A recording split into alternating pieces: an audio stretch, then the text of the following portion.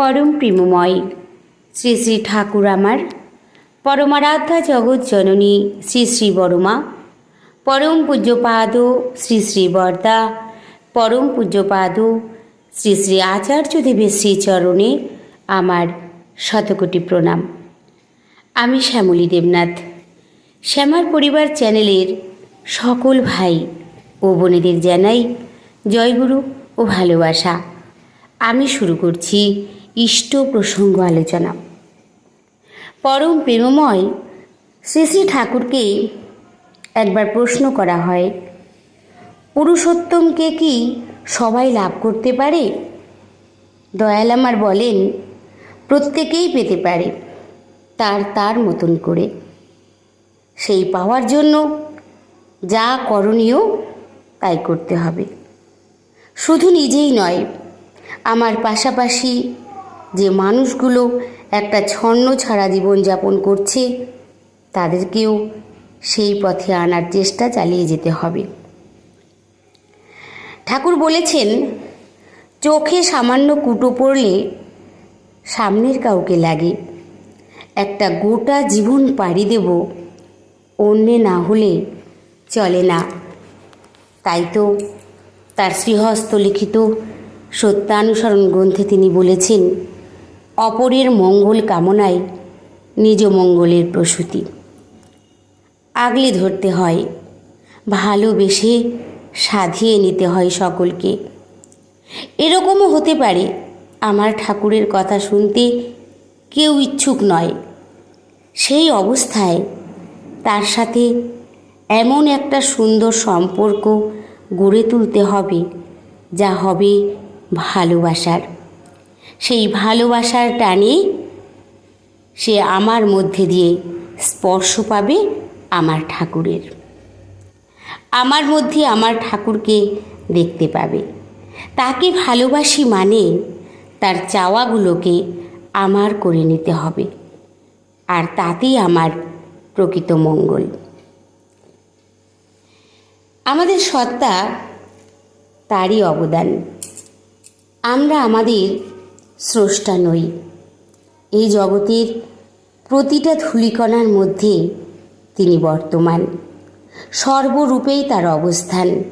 তাই প্রতিটি জীবনে থাকা চাই ইষ্টের অনুরণন, থাকা চাই সেই জীবন্ত আদর্শে পূর্ণ সংযোগ। ভালোবাসতে হবে তাকে মন প্রাণ উজাড় করে।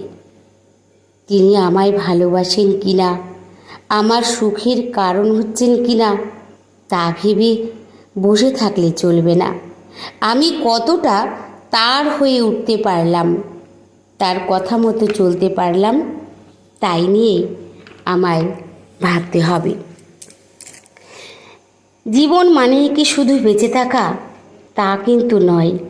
জীবন মানে অনুভব।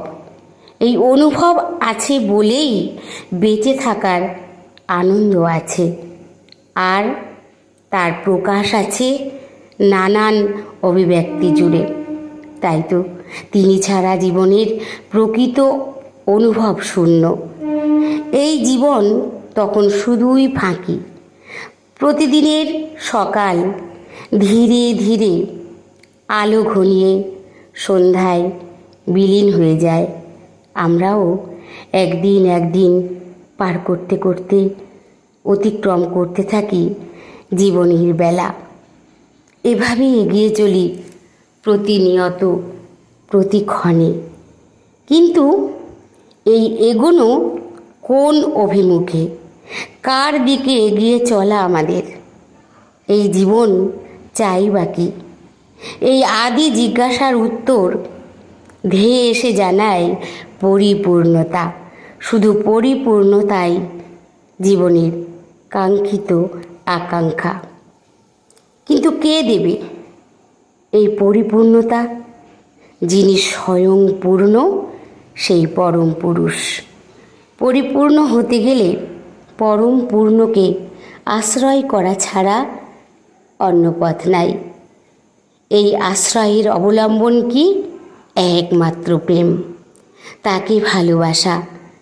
তার ইচ্ছাই আমার অন্ধকারের আলো। এগোতে হবে সেই পথেই। সকল সময় বাস্তব জীবনে অনুভব করে চলেছি, ঠাকুর ছাড়া আমার চারদিক শূন্য। এমন কিছু সময়, কিছু পরিস্থিতি আসে যা কাউকে বলা যায় না বা কেউ উদ্ধারও করতে পারে না, একমাত্র তিনিই পারেন। প্রতিটা মুহূর্তে উপলব্ধি করে চলেছি একমাত্র তিনিই রয়েছেন আমায় আষ্টে পৃষ্ঠে জড়িয়ে। তাই তো তাকে আরও ভালোবাসতে হবে। তিনিই সত্য, তিনিই বর্তমান, অতীত এবং ভবিষ্যৎ। তাকে ঘিরে আমার জীবন, আমার মধ্যে যেন তিনিই জীবন্ত হয়ে থাকেন সকল সময়। সবাই ভালো থাকবেন, সুস্থ থাকবেন। পরম দয়ালের শ্রী রাতুল রাঙা চরণে আমি সকলের জন্য মঙ্গল প্রার্থনা করি। জয় গুরু।